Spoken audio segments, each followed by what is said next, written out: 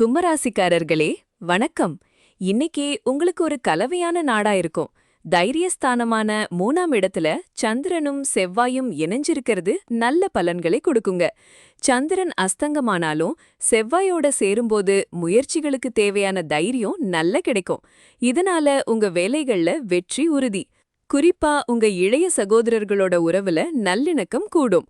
பூர்வ புண்ணியஸ்தானமான 5ஆம் வீட்ல குருவும் சுக்கிரனும் வலுவா இருக்காங்க. அதனால குழந்தைங்க விஷயத்துல நல்ல எதிர்காலத்தை அமைப்பீங்க. புது முதலீடுகள், கலை மற்றும் பொழுதுபோக்கு துறைகள்ல இருக்கிறவங்களுக்கு இது சூப்பரான நேரம். சுபகாரியங்கள் பத்தி பேசுவீங்க, மனசு ரொம்ப சந்தோஷமா இருக்கும். ஆனா 7.5 சனியோட கடைசி பகுதி நடக்கிறதால தனஸ்தானமான 2ஆம் வீட்ல சனி இருக்கிறது நிதி விஷயங்கள்ல கொஞ்சம் கவனமா இருக்கணும்னு காட்டுது.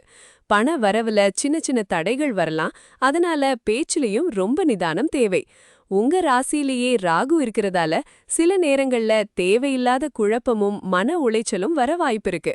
கேது 7ஆம் வீட்ல இருக்கிறதால கணவன் மனைவி உறவுல சின்ன கருத்து வேறுபாடுகள் வரலாம். அதனால அனுசரிச்சு போங்க. சூரியனும் புதனும் 4ஆம் வீட்ல இருக்காங்க. புதன் அஸ்தங்கமா இருக்கிறதுனால தாயார் உடல் நலன்ல கவனம் தேவை. வீட்டு சூழல்ல சின்ன சலசலப்புகள் வரலாம். சொத்து விஷயங்கள்ல அவசர முடிவுகள் வேண்டாம்.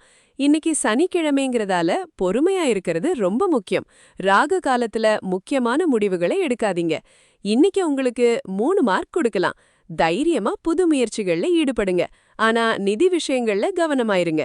ராகு காலம் தவிர்த்து ஓம் சம் சனீஸ்வராய நமஹ, ஓம் ராகவே நமஹன்னு 108 முறை சொல்லலாம். அருகில் இருக்கிற சிவன் கோவிலுக்கு போயிட்டு வாங்க. நல்லதே நடக்கும்.